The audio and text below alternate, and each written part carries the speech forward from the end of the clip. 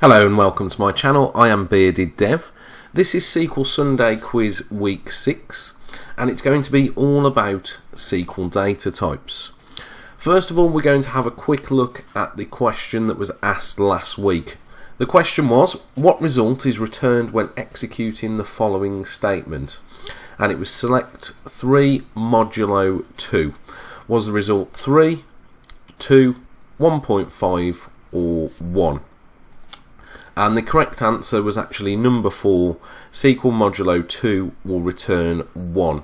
So modulo will do the division and then return the remainder from that division. And I'm just going to quickly jump over to SQL Server Management Studio and just show you that in action. So I'm in SQL Server Management Studio now. I've got my query, so select 3 modulo 2 and just alias that as result. I'm going to go ahead and execute that query now, and we can see that 1 has been returned.